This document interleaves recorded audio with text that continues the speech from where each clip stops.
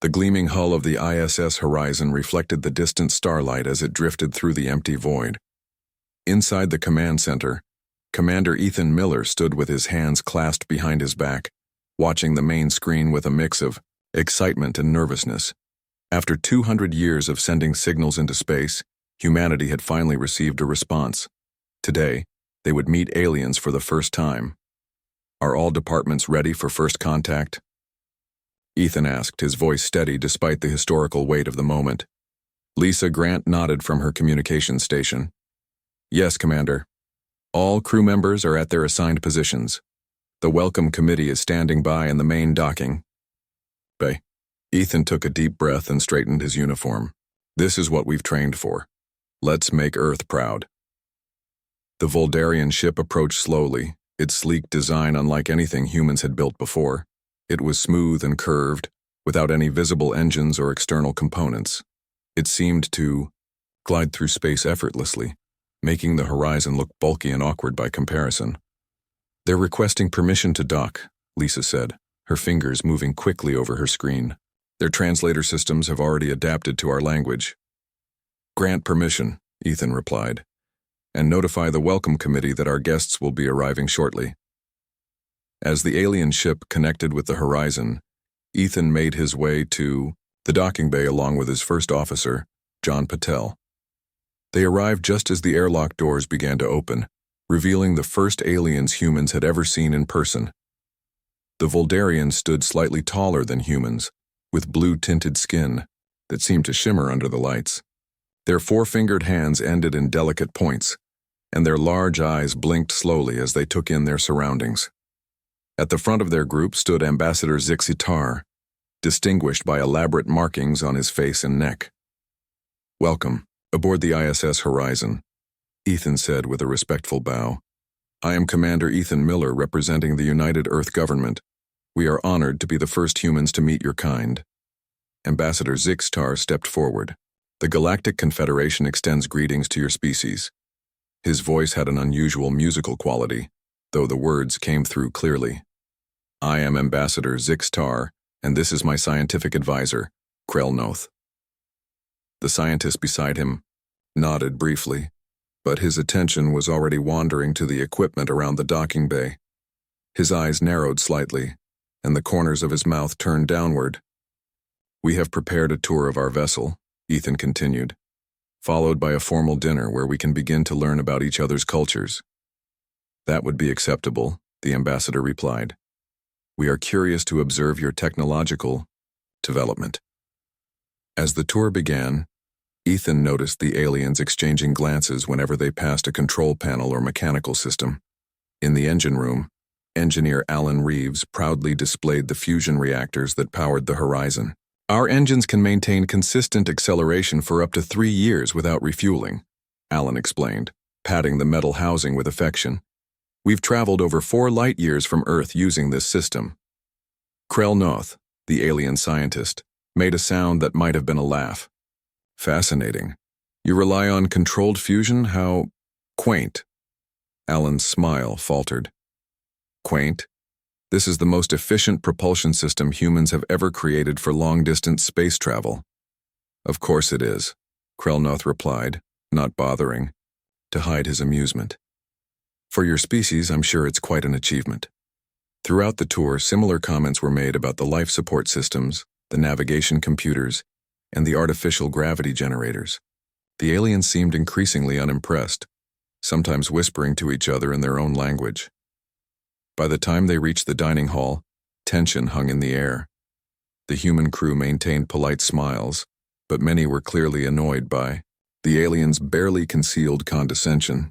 The dining hall had been decorated with artwork from Earth's many cultures.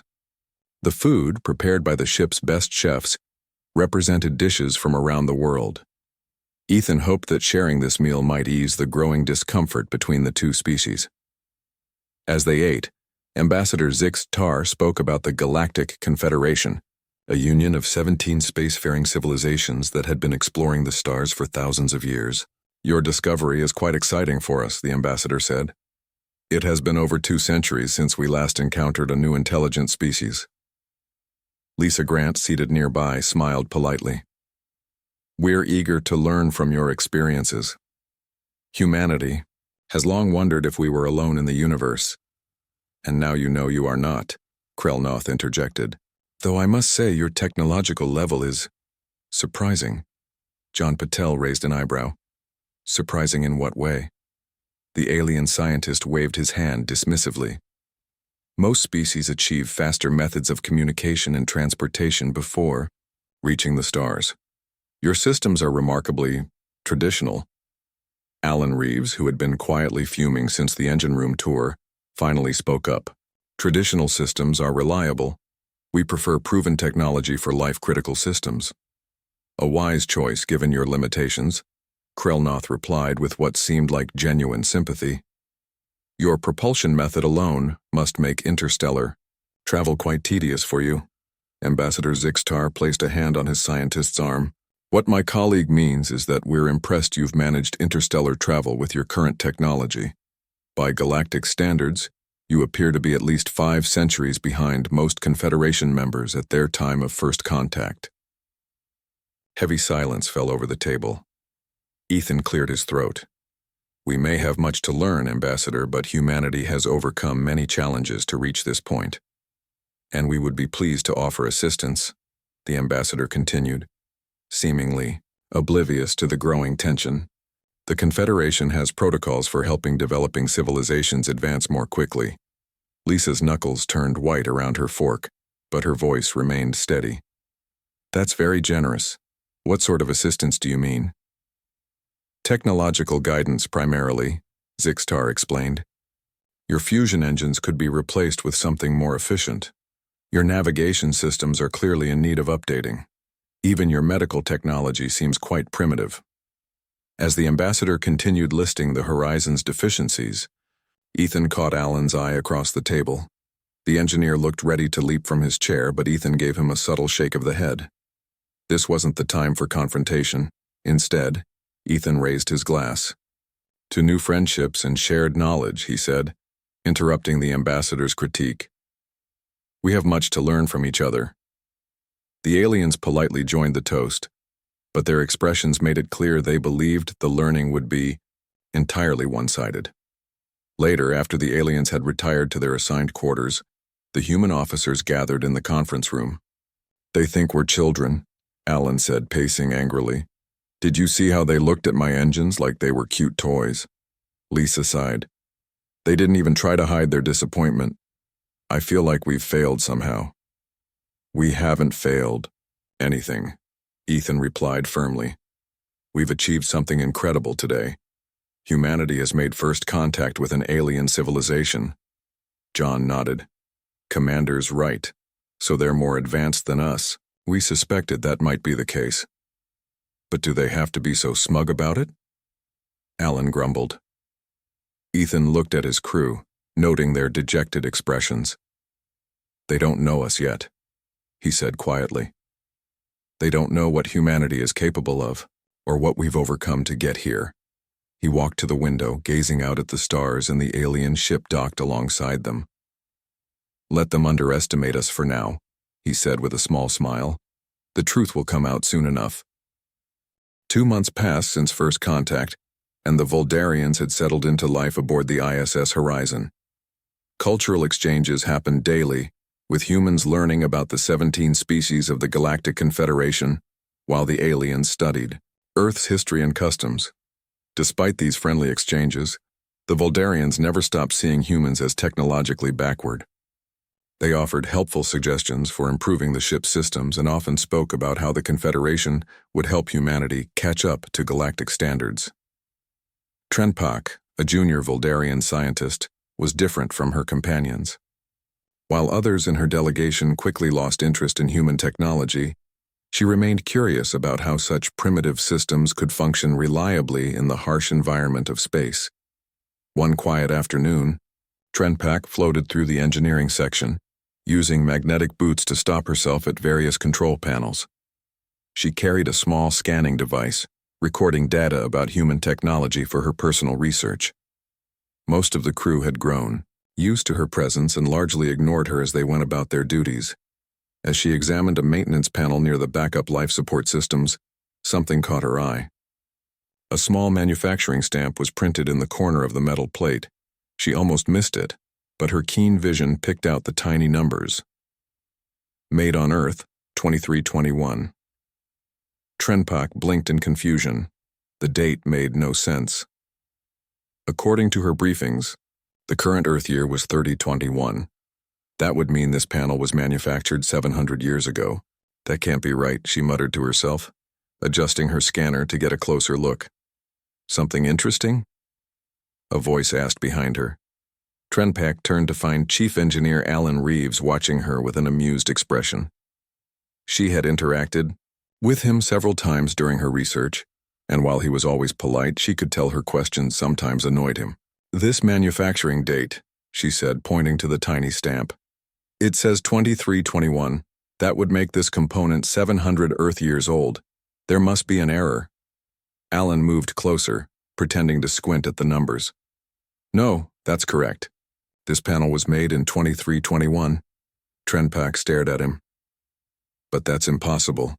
Technology this old couldn't possibly function reliably in a spacecraft. Alan smiled slightly. Yet here we are, floating in space, breathing recycled air, with all systems functioning within normal parameters. But, Trenpak struggled to find words. Your people use 700-year-old technology for space travel? Why? Alan shrugged. It works, and we're rather fond of it. He turned to leave, then paused. You might want to check the manufacturing dates on some of the other systems. You might find them educational. After Alan left, Trenpak spent hours scanning every component she could access. What she discovered left her stunned. Nearly every major system on the horizon had been designed and manufactured centuries ago. The navigation computers, the life support, even the artificial gravity generators, all based on technology from 700 years in the past. That evening, Trenpak sat alone in her quarters, reviewing her data and trying to make sense of what she had found. It seemed impossible that humans would choose to use such outdated technology for interstellar travel. Either they were incapable of advancing beyond these designs, or there was something she was missing. The next morning, she sought out Science Officer Diane Morales, who had been her main point of contact for research questions. I need to understand something about your ship, Trenpak said without preamble as she entered Diane's laboratory. Diane looked up from her microscope. Good morning to you too, Trenpak. What's on your mind? Why does the Horizon use 700-year-old technology? Is Earth unable to create more advanced systems? Diane's expression remained neutral, but a slight smile played at the corners of her mouth. What makes you think our technology is 700 years old? I found manufacturing dates on components throughout the ship. Everything dates back to the early 24th century. And that bothers you? Trenpak made a frustrated gesture. It doesn't make sense. No species would choose to use such outdated technology unless they had no other option. Diane leaned back in her chair. Unless, of course, there was a purpose to it. What purpose could there possibly be? Let me ask you something, Diane said. What has your delegation been reporting back to the Confederation about humanity? Trenpak shifted uncomfortably. I'm not privy to official communications. But you can guess, Diane pressed, based on what you've heard your colleagues say. After a moment's hesitation, Trenpak admitted, they believe humans are technologically underdeveloped. Ambassador Zixtar has recommended Earth for developmental assistance and provisional membership status. Diane nodded slowly. And that assessment is based entirely on what you've seen aboard the Horizon. Yes, but Trenpak paused as a new possibility dawned on her. Are you suggesting this ship is not representative of current human technology? Instead of answering directly, Diane stood up and walked to a computer terminal. I think you might benefit from learning more about Earth's history. Would you like access to our historical archives? Trenpak nodded eagerly. Computer, grant access to Earth historical archives for our guest, Diane instructed. The screen lit up with a welcome message. I'd recommend starting with the late 24th century. I think you'll find it enlightening.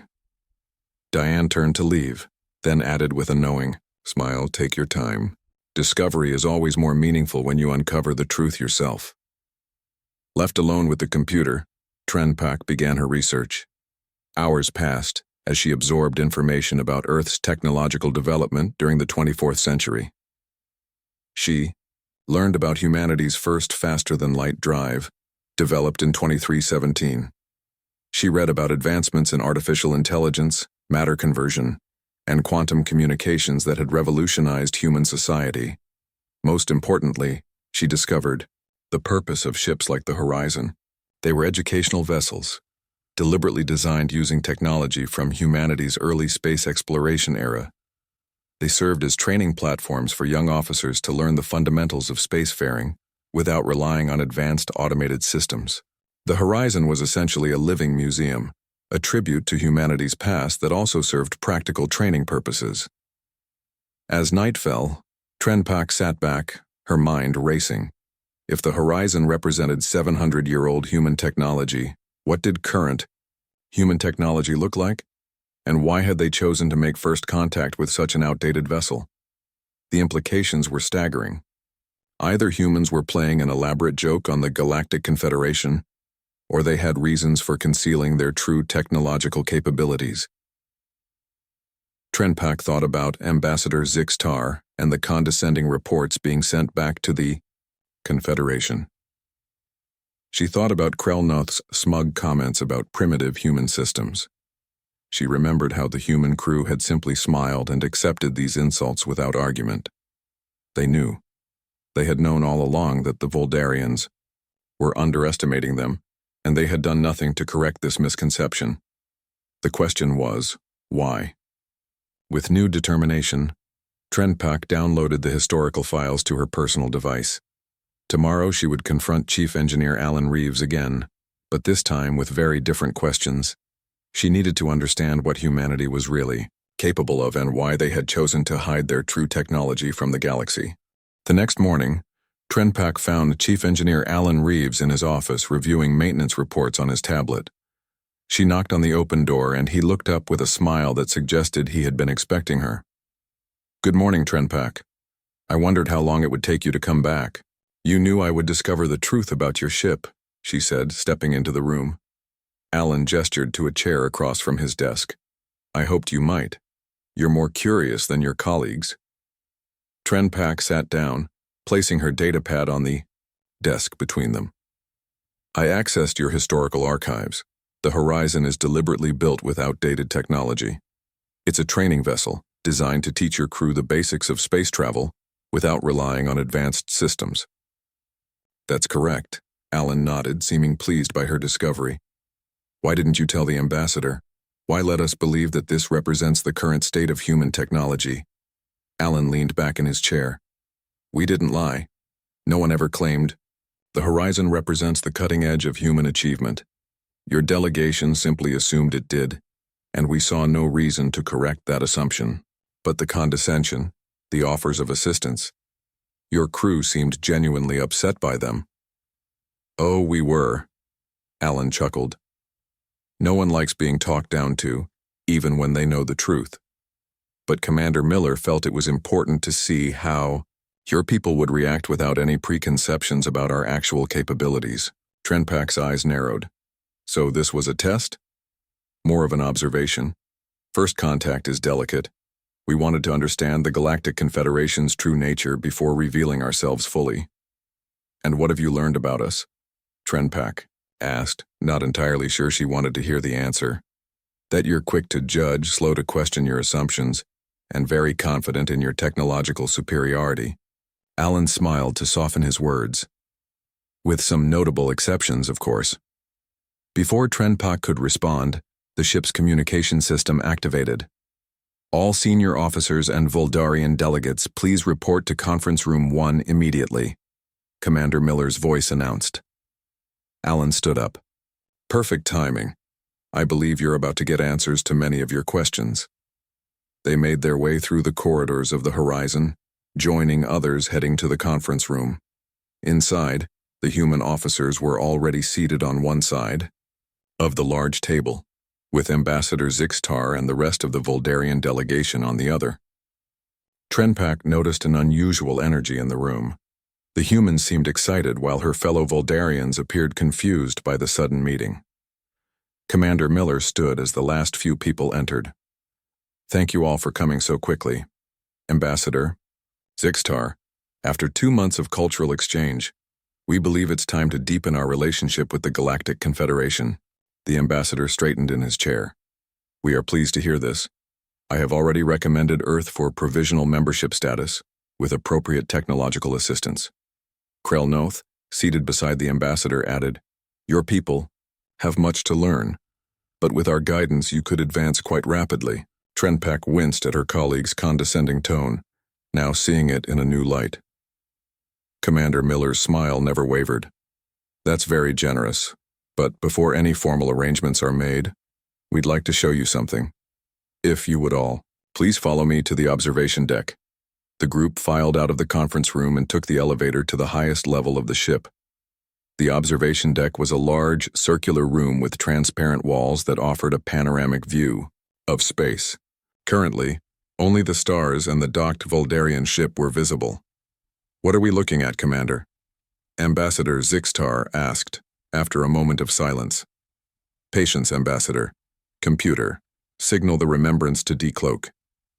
A collective gasp rose from the Voldarian delegation as a massive ship suddenly appeared in the void, less than 500 meters from the horizon. Unlike the bulky utilitarian design of the Horizon, this vessel was sleek and elegant. It had no visible propulsion systems, and its hull seemed to absorb and reflect light in ways that defied conventional physics. "Allow me to introduce the USS Remembrance," Commander Miller said proudly. "One of Earth's standard exploration vessels." Ambassador Zixtar stood speechless, his mouth slightly open. Krell Noth rushed to the window, pressing his hands against the transparent material, as if trying to get closer to the impossible ship outside. "But that's impossible," the scientist sputtered. "Our sensors would have detected a ship that size." "Your sensors detected exactly what the remembrance allowed them to detect," Commander Miller explained, "which was nothing at all." "You've been hiding this from us?" Ambassador Zixtar finally found his voice. "Why the deception?" "As I was explaining to Trenpak earlier," Alan said, "we wanted to understand the true nature of the Confederation before revealing our actual technological level." "Commander," Lisa Grant interrupted, "the remembrance is signaling. They're ready to receive our guests." "Excellent." Commander Miller turned to the still stunned Voldarians.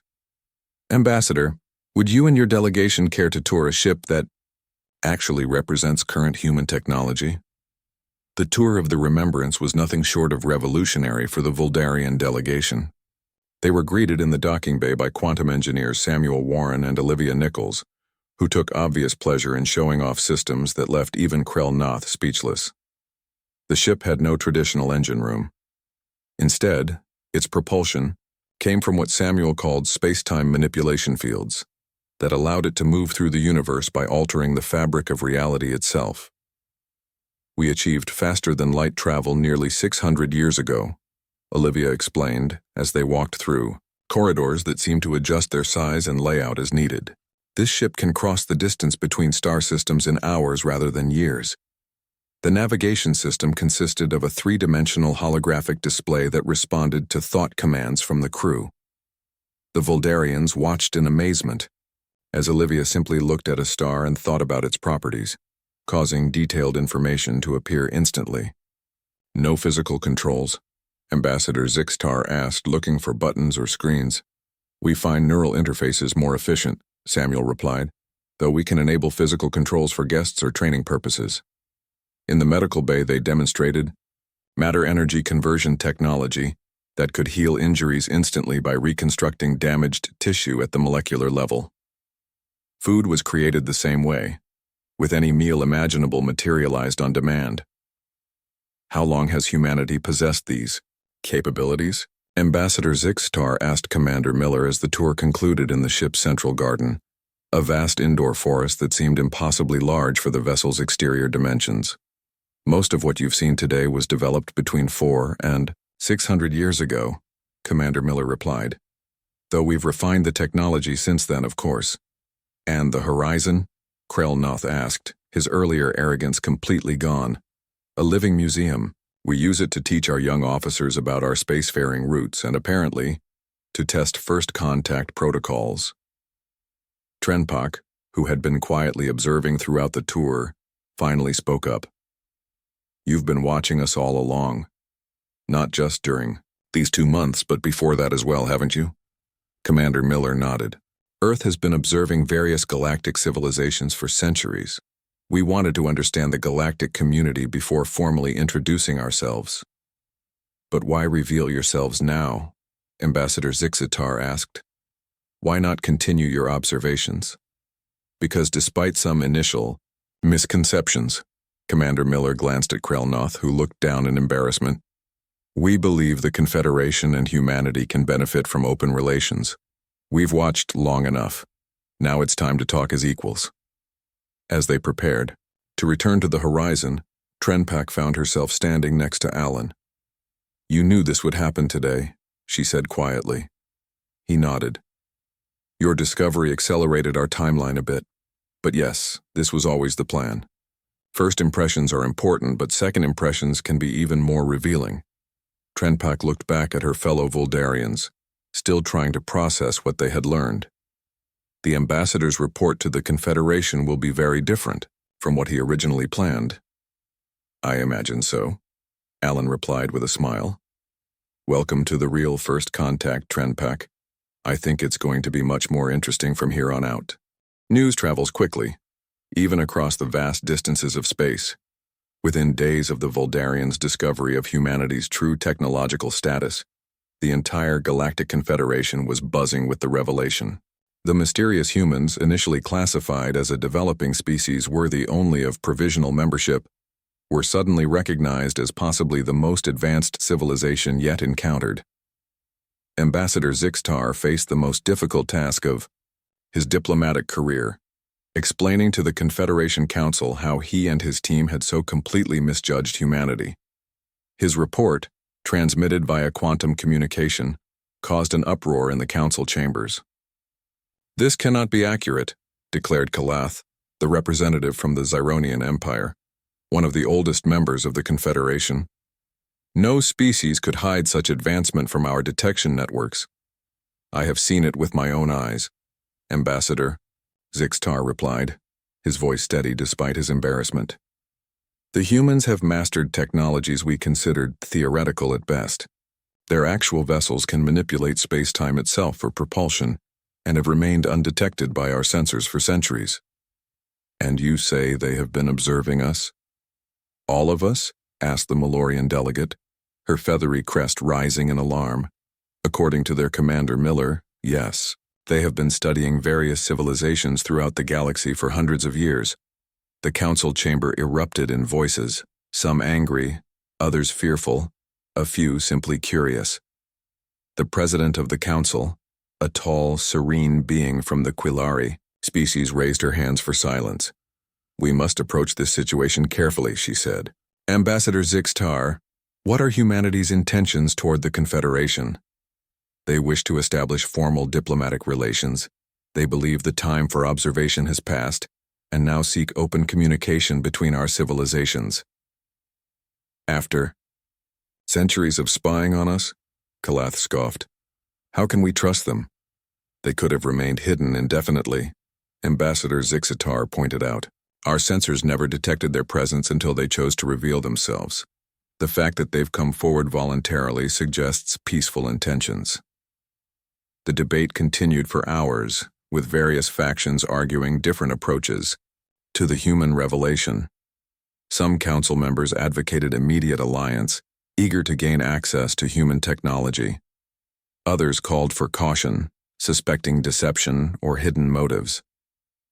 The most conservative voices suggested isolation or even preemptive military action against this unknown potential threat. Meanwhile, back on the ISS horizon, Commander Miller received regular updates about the Confederation's reaction through their own quantum communication network. He sat in his private office with Diplomatic Corps Director Gregory Hudson, who had arrived on the Remembrance after the revelation to handle the formal diplomatic process. It's going about as expected, Gregory said, reviewing the latest reports. Fear, disbelief, opportunism, and a healthy dose of political maneuvering. Commander Miller nodded. And our invitation to address the council directly? They're still debating it.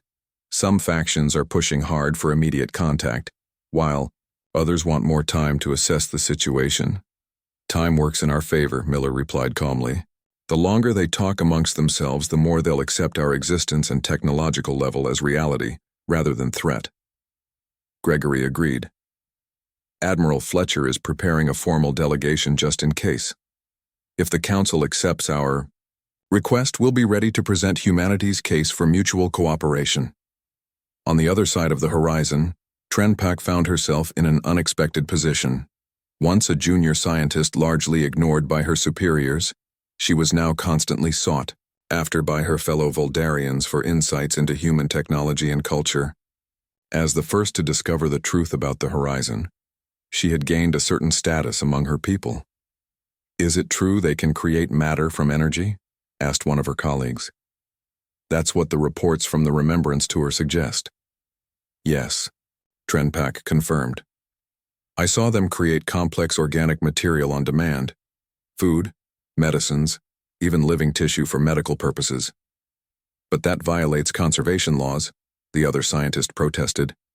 According to their quantum engineers, they're not creating matter but transferring it from another dimensional plane. They call it phase shifting rather than creation.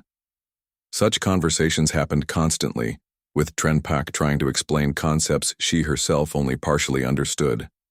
The humans had been generous with information since their revelation, but much of their technology was so advanced it seemed like magic even to Voldarian scientists. After a particularly exhausting day of questions, Trenpak sought quiet in the Horizons Observation Lounge. To her surprise, she found Science Officer Diane Morales already there, gazing out at the stars. May I join you? Trenpak asked hesitantly. Diane smiled. Of course, I was just thinking about how beautiful the universe looks from here. Trenpak settled into a chair beside the human. Your people could be looking at far more impressive views from your advanced ships. Why maintain vessels like the Horizon at all? Perspective, Diane replied simply. We believe there's value in remembering where we came from. The struggles of our ancestors gave us the foundation for everything we've achieved. They sat in comfortable silence for a while before Trenpak spoke again. I've been researching your history since our discovery. Your species nearly destroyed itself several times. Climate disaster, nuclear conflict, biological warfare. Yet you survived. Diane nodded. Those near-extinction events shaped us profoundly. They're why we developed technology the way we did, cautiously, and with ethical considerations at the forefront. Is that why you observed other species before revealing yourselves? You were afraid of our potential for destruction? Not afraid, exactly, Diane corrected gently. Cautious. We wanted to understand the galaxy's political landscape before joining it. History taught us that rushing into situations without understanding can lead to disaster. And now? What do you think of us after 2 months of observation? Diane considered the question carefully. We think the Confederation has great potential. There's much we can learn from each other. But like any political entity, it has its flaws and internal conflicts. Some in the Council fear you, Trenpak admitted.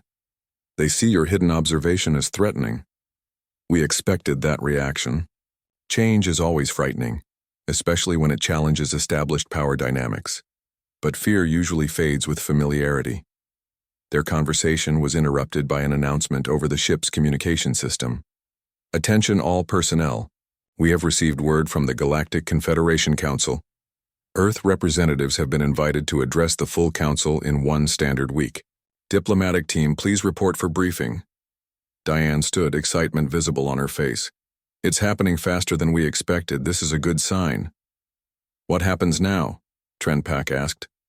Now humanity formally introduces itself to the galaxy, Diane replied with a smile, and we begin the real work of building understanding between our civilizations.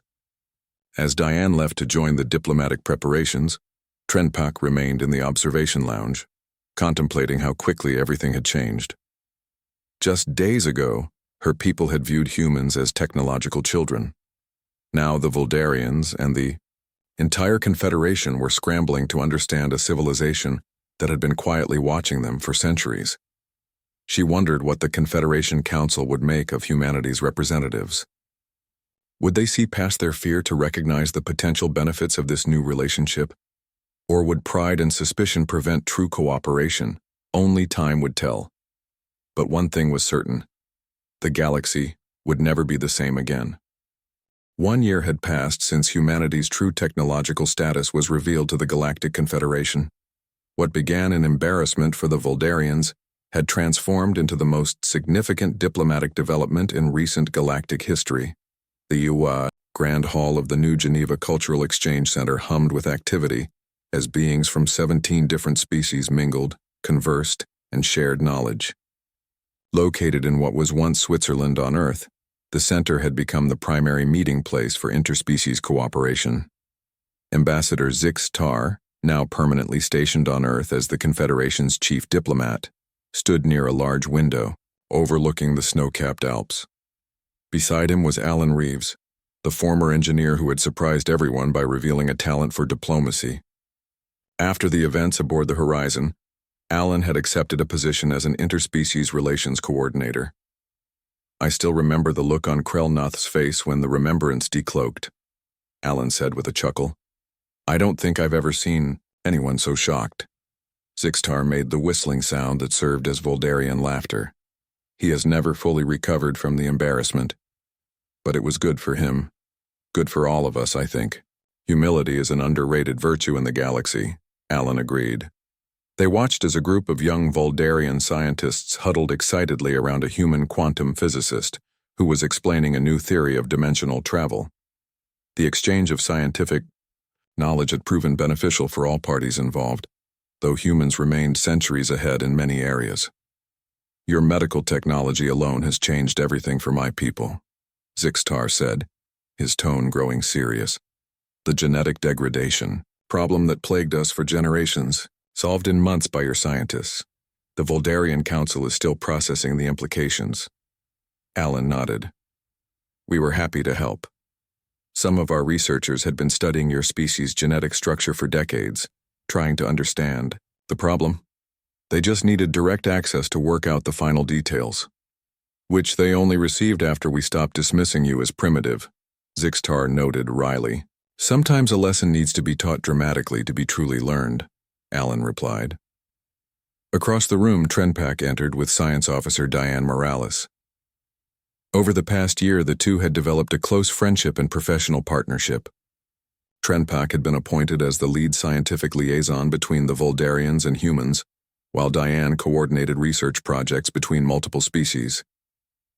"The museum opening is scheduled for tomorrow," Diane was saying as they approached Alan and the ambassador. "They've finished installing the final exhibits. I still find it remarkable that you would decommission the Horizon for this purpose," Zixtar commented. "It served its purpose as a training vessel," Alan explained. "Now it will serve as a symbol of first contact and the beginning of a new galactic era." The ISS Horizon, officially decommissioned 3 months earlier, had been converted into a museum orbiting Earth. It would serve as a reminder of humanity's journey to the stars and the unexpected way they had finally joined the galactic community. "Will Commander Miller be attending the ceremony?" Trenpak asked. "Captain Miller," Diane corrected with a smile. "He received a promotion. And yes, he's arriving from the Andromeda mission tonight specifically for the opening." Ethan Miller's career had flourished after the Horizon mission. His skillful handling of first contact had earned him command of one of Earth's most advanced exploration vessels, currently mapping potential habitable worlds in the Andromeda galaxy. A soft chime sounded throughout the hall, indicating the beginning of the day's main event. The attendees moved toward the central stage, where a holographic display showed a 3-dimensional map of the known galaxy. Points of light represented inhabited worlds, trade routes, and scientific outposts. Gregory Hudson, now serving as Earth's ambassador to the Confederation, stepped onto the stage. Beside him stood Admiral Patricia Fletcher, the commanding officer of Earth's exploration fleet. Distinguished guests, Gregory began. 1 year ago today, the Galactic Confederation voted to reclassify Earth from developing world to elder civilization status. Today we celebrate not just that recognition, but the remarkable progress we have made together since then. Admiral Fletcher continued. 17 joint scientific missions are currently underway. Trade between Earth and Confederation worlds has generated unprecedented prosperity, and perhaps most importantly, the exchange of cultural and philosophical ideas has enriched all our civilizations. As the speeches continued, Trenpak leaned toward Diane. Do you ever wonder what would have happened if we hadn't been so condescending about your technology? Diane considered the question. If the Voldarians had approached us with humility and respect from the beginning? Honestly, I think we would have revealed ourselves sooner, but perhaps with less impact. Sometimes a dramatic revelation leaves a more lasting impression, like letting someone believe they're the teacher only to discover they've been the student all along, Trenpak observed. Exactly, Diane smiled. Though in truth, we've all become both teachers and students this past year. After the formal speeches concluded, the attendees dispersed into smaller groups for specialized discussions. Alan found himself approached by a young Zyronian diplomat who had questions about human history. I've been studying your civilization's development, the Zyronian said, and something puzzles me. You advanced from basic space travel to faster than light technology in less than 3 centuries. What drove such rapid progress? Necessity, Alan replied simply. Earth was facing multiple crises: climate change, resource depletion, overpopulation. We had to advance or perish, but other species face similar challenges and develop differently, the diplomat pressed. Alan nodded thoughtfully. True. I think what makes humans unique is our combination of desperation and hope. We reached for the stars not just because we had to, but because we believed we could. That belief, that imagination, drove our technological revolution. As the day's events wound down, a special transmission was broadcast throughout the center. The face of President Carter of the United Earth Government appeared on screens around the room. Today marks 1 year since humanity fully joined the galactic community, she said. While we observed from the shadows for centuries, this past year of open cooperation has brought more progress, more understanding, and more hope than all those years of watching. We have learned that true knowledge comes not from observation alone, but from genuine connection. Later that evening, a smaller group gathered for a private dinner in the center's garden dome.